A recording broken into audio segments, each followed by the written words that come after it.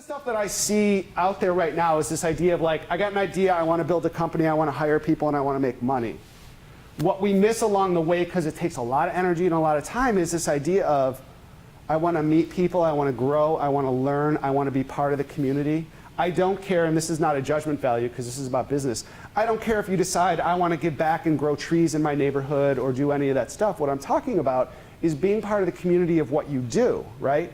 If your idea is to build an application that, nobody give me their idea, but like to shut off lights by blinking your eyes, something silly like that, then you need to maybe be part of the community that deals with power and lighting and all these other things. If you're not, you're missing a lot of what happens when you grow that industry, right? So that's why I think it's important. And then obviously some of these are really important in terms of big groups. Yes? So just to go back to that point, so are you suggesting that like Uber should have been involved in the taxi commission in some way in the cities that they were moving into? I'm not suggesting that they are part of the taxi commissions. I'm suggesting the people who started that business have to know a little bit about and do research and be part of the understanding of that community. Doesn't mean they have to be a part of it and show up and go to the committee hearings and do all that stuff. It means they should, if you're looking at a specific place maybe that you want to disrupt, right? You should do your homework. One of the easiest ways to do your homework is to be a member of and be a part of a lot of this other stuff. It doesn't mean joining the taxi commission and being part of that to then go, oh, this is what they do, now we're going to build this, but I'll bet you they know everything that's going on there, right? So yeah, I'm talking more from the perspective of if I'm a data scientist or a product manager or an engineer or an entrepreneur, I should join organizations that are involved with these groups so that I get information and start to build my community, because you're going to meet other people like-minded and you're going to share ideas. Maybe different completely in terms of what you're building, but you're going to help each other. I see this a lot, especially with funding, because somebody gets funding and then, because we're looking at, the people who funded the company I currently work for, I would say less than 10% of their portfolio is gigantic, right? But they do a lot of other stuff, and one of the things they do is they have funded some of the, like at General Assembly, they funded some of the companies that students have formed when they left there because they're always looking for great ideas. It doesn't happen unless you make those connections and join those, join the Alumni Association and do stuff like that. So that's what I suggest. Does that answer your question? Yep, totally. Cool. Okay. So I'm going to go through a few other things just to give you an idea. Does anybody know learn something new? Does anybody like to learn something new? I like to learn something new. So if you go to this site, it's kind of cool because it gives you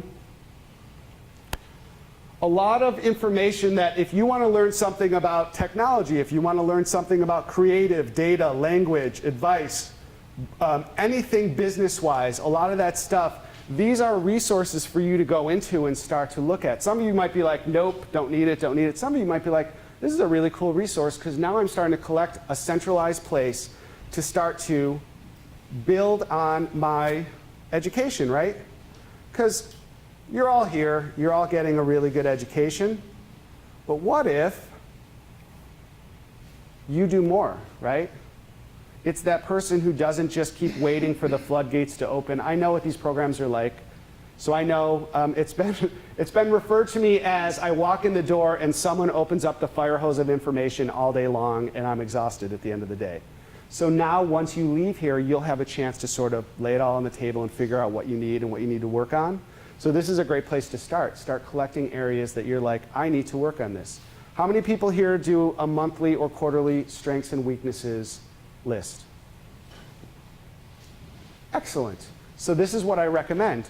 Do at least a quarterly strengths and weaknesses list. Because if you do this, and I only list 5 at a time, because I don't want to feel like I'm horribly weak, although I often have more than 5 at a time.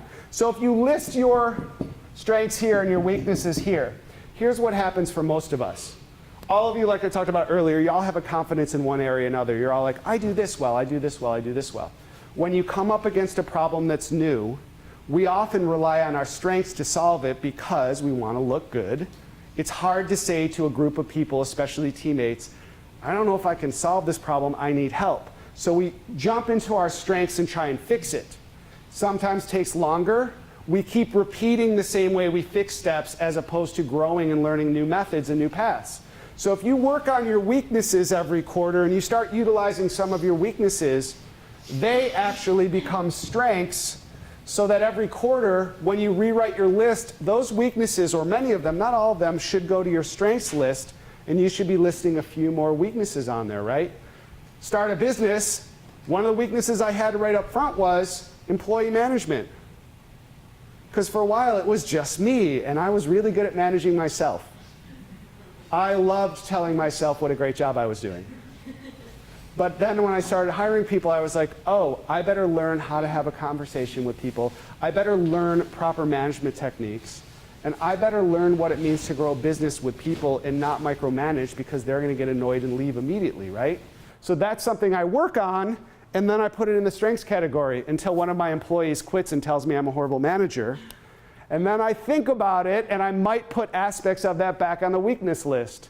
It might not be that I change how I manage. It might be how I change how I react to employees who tell me I'm a horrible manager. So these are things that I want to look at. So you should do that every quarter.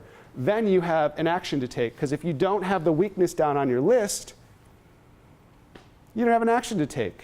More important, if you don't have a mentor to help you to say, you're kind of weak in this area, then you might not be sure what your weakness is, right? Because for me, I wake up every day and there are certain aspects of me that I'm like, ugh, you know, sometimes I'll wake up, I'll look in the mirror and I'll just be like, ugh, right?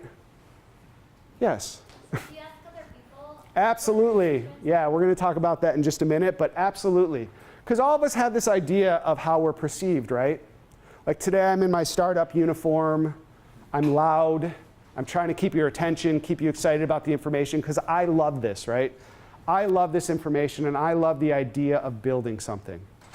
So I think I'm perceived in a certain way, but it's not until I get feedback from people that say, hey, this is what I think, that I can match that as well, and I can grow a little bit, and I can be this person that when I walk in the room, I'm like, when do we start? Versus, I'm trying to be who I think you want me to be to get into this position, right?